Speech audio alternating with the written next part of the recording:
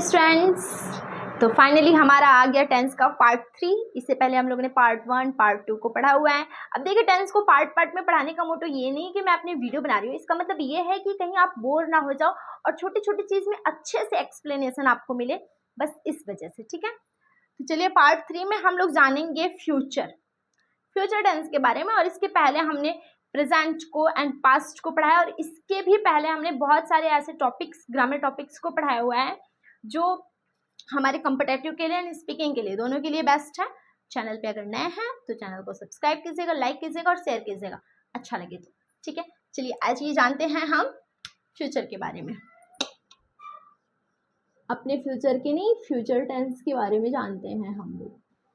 Future tense, ठीक है। जैसे प्रेजेंट, पास्ट, इन दोनों ने जो है चार टाइप्स को बनाया हुआ था। एज द सेम वे ये भी जो है, इनके भी 4 टाइप्स हैं। ठीक है, इनके भी जो है 4 टाइप्स हैं। पहला क्या है? Future indefinite, future indefinite tense या simple future,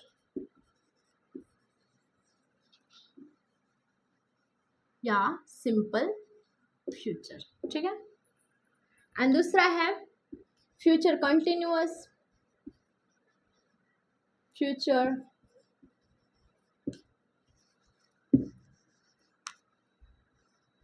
continuous tense and future perfect. ज़्यादा दूर हो गया है। एंड फ्यूचर परफेक्ट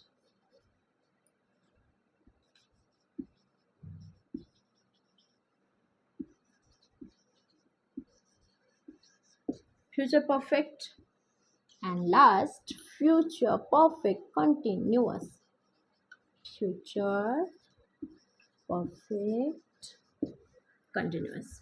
ठीक है,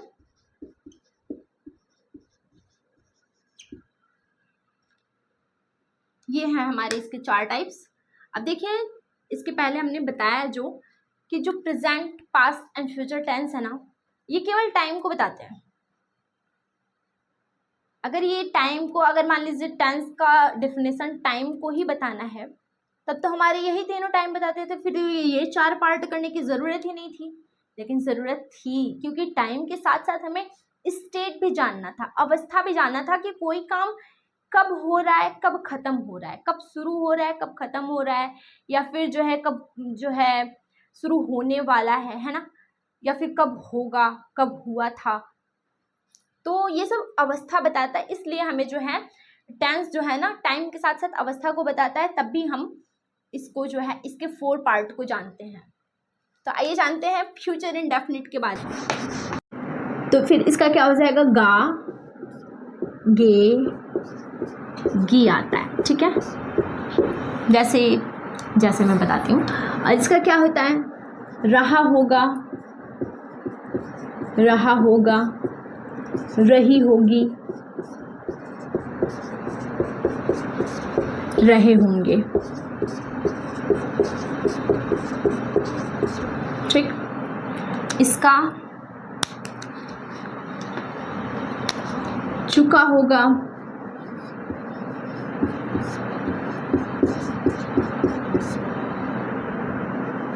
चुका होगा, चुकी होगी,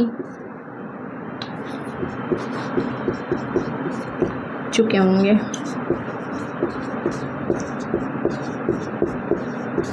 ठीक, और ये भी रहा होगा, रही होंगी, रहे होंगे ही होगा,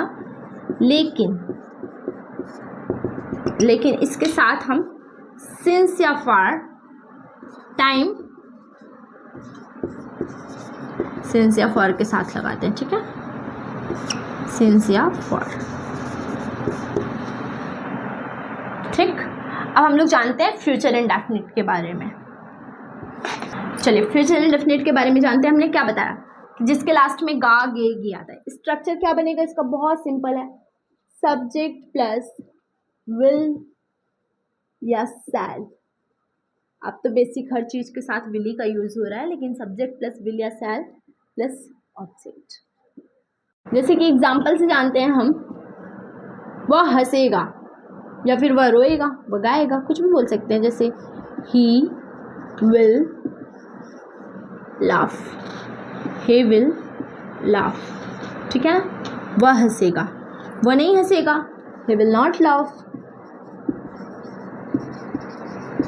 ही विल नॉट लाफ। क्या वह क्या गरिमा मार्केट जाएगी? क्या गरिमा मार्केट जाएगी? तो अगर क्या पहले आ गया तो क्या हो जाएगा? विल शैल हमारा पहले हो जाएगा। पहले हमारा जो है मेन हेल्पिंग वर्ब आ जाता है। Will Garima go to market, इसमें हमेशा V1 ही लगेगा। Go to market, will Garima go to market. नहीं जाएगी तो फिर गरिमा के बाद नॉट लग जाएगा। गरिमा मार्केट कैसे जाएगी? हाउ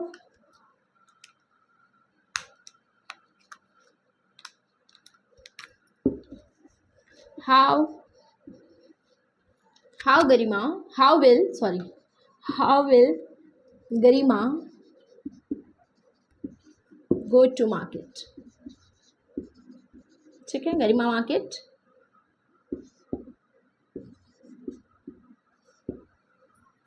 कैसे जाएगी, ठीक। ये था हमारा फ्यूचर इंडेफिनिट कि जब भी जो है सब्जेक्ट आ जाएगा, फिर विल शैल आ जाएगा, V1 लगेगा, ऑब्जेक्ट आ जाएगा। अगर उसका निगेटिव में है तो विल के बाद नॉट लगा देंगे।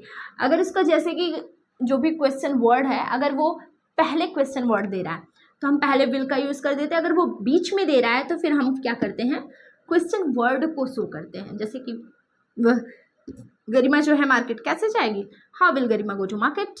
एंड क्या गरिमा मार्केट जाएगी? Will Garima go to market, ठीक है। ये हो जाएगा।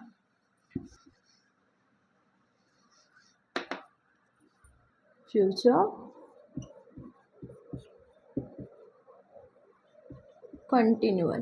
कंटिन्यूअस टेंस, इसमें हमने बताया था रहा होगा, रही होगी, रहे होंगे, ठीक है। इसमें यूज़ क्या करते हैं? Will B,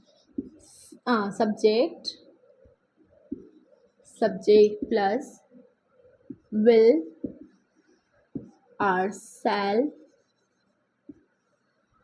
plus be plus verb का आईएनजी। वर्ब में क्या होता है? आईएनजी प्लस ऑब्जेक्ट, ठीक है। जैसे एग्जाम्पल आप देखिए, वह कौन? दीपिका बच्चों को पढ़ा रही होगी। Deepika will be teaching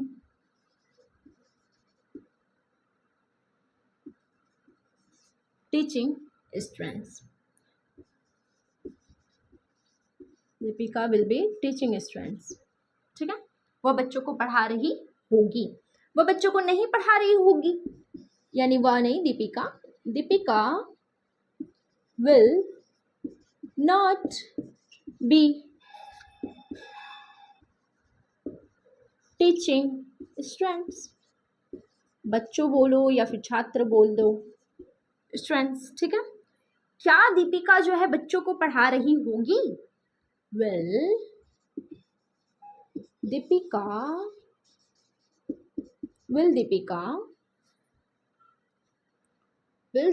be teaching students, ठीक। दीपिका बच्चों को क्यों पढ़ा रही होगी, या फिर दीपिका बच्चों को कैसे पढ़ा रही होगी, कब पढ़ा रही होगी। चलिए कब का जान लेते हैं। When will Deepika be teaching? When will Deepika be teaching students? ठीक है, समझ में आ गया?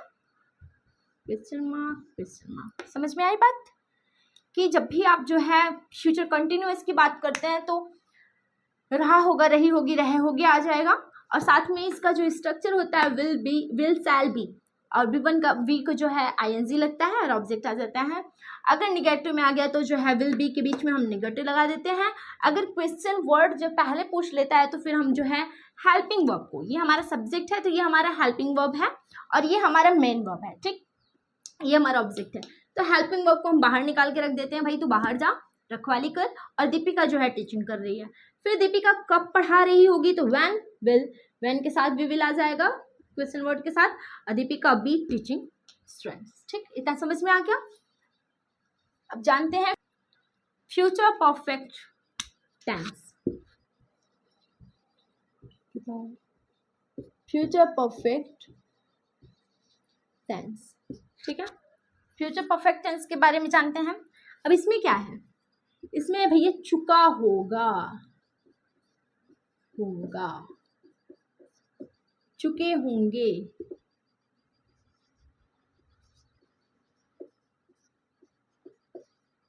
ना, चुका होगा, चुके होंगे, चुके होंगे आता है, ठीक। इसमें क्या हो जाएगा, विल या शैल, क्या लिखूं, शैल, हैव का भी आ गया, प्लस हैव, प्लस हैव के बाद प्लस वर्ब का थर्ड फॉर्म। देखिए परफेक्ट चाहे वो पास्ट का हो, चाहे वो प्रेजेंट का हो, चाहे वो फ्यूचर का हो, परफेक्ट हमेशा V3 लेता है। और जो पास्ट इंडेफिनिट इकलौता है जो V2 लेता है, बाकी किसी के साथ V2 नहीं लगता। V2 सिर्फ और सिर्फ पास्ट इंडेफिनिट यानी सिंपल पास्ट के साथ लगता है, प्लस ऑब्जेक्ट, ठीक। यहाँ पे आ जाएगा सब्जेक्ट। आइए एग्जाम्पल देखते हैं। एग्जाम्पल, बच्चे खाना खा चुके होंगे, children will have eaten, children will have eaten food। बच्चे खाना खा चुके होंगे, बच्चे खाना नहीं खा चुके होंगे, will और have के बीच में नॉट लगा दो। children will not have eaten food, ठीक। क्या बच्चे खाना खा चुके होंगे, will children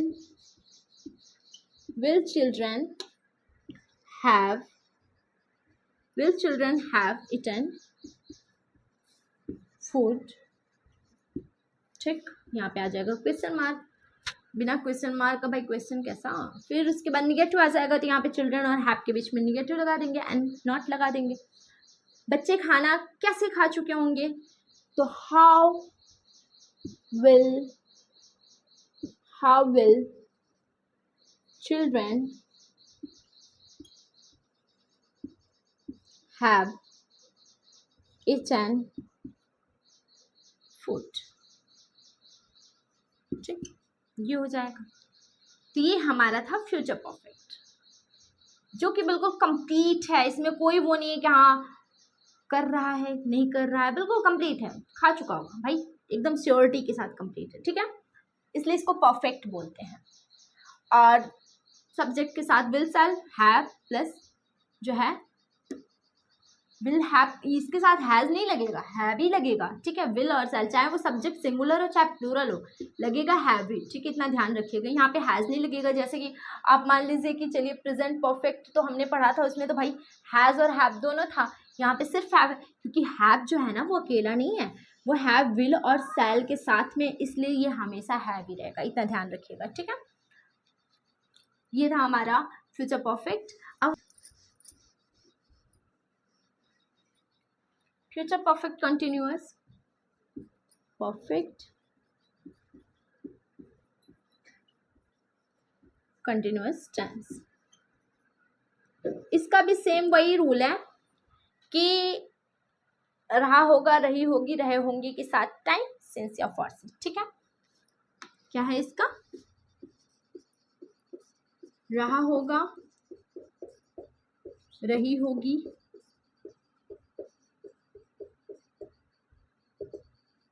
टाइम सिंस या फॉर के अकॉर्डिंग, सिंस या फॉर,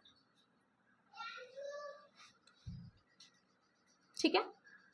इसका स्ट्रक्चर क्या हो जाएगा, सब्जेक्ट प्लस विल या shall plus have plus been plus verb में आईएनजी, वर्ब का आईएनजी प्लस ऑब्जेक्ट, ये इसका स्ट्रक्चर हो जाएगा, ठीक है। एग्जाम्पल देखिए आप, एग्जाम्पल, राकेश 2 बजे से खाना खा रहा है, 2 बजे से खाना खा रहा होगा। Rakesh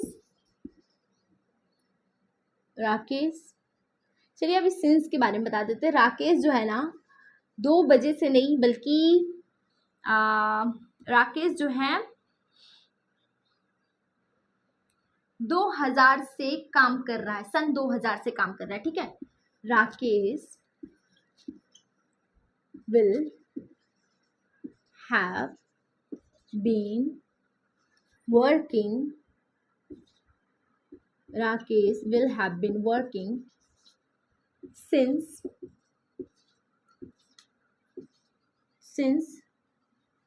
2000 year,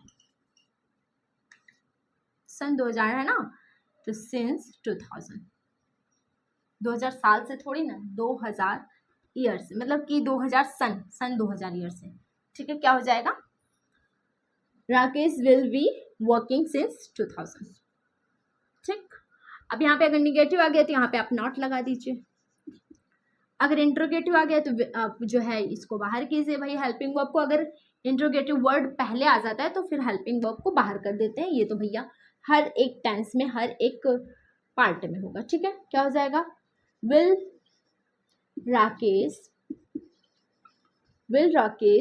have been working since 2000, ठीक है। 2000 से काम कर रहा है, क्या राकेश 2000 से काम कर रहा है, ठीक है। राकेश 2000 से काम क्यों कर रहे हैं, why will Rakesh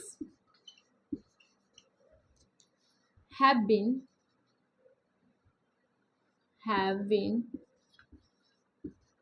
working since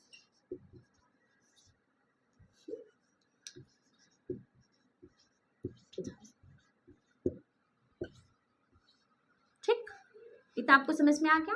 तो ये था हमारा फ्यूचर टेंस। अभी हमारा टेंस कंप्लीट नहीं हुआ। आप ये सोचेंगे कि चलो मैम ने पास्ट पढ़ा दिया, प्रेजेंट पढ़ा दिया, फ्यूचर पढ़ा दिया तो टेंस हमारा कंप्लीट होगा, बिल्कुल नहीं। ये तो सिर्फ एक बेसिक था कि हमने जान लिया टेंस के तीनों पार्ट के बारे में और उनके पार्ट के बारे में हमने जान लिया, लेकिन अब कंफ्यूजन कहाँ कहाँ पे होता है इसके बारे में जानेंगे कि हमारे टेंस के बीच में कंफ्यूजन कहाँ पे होता है, हम कल जानेंगे, ठीक है। Thank you.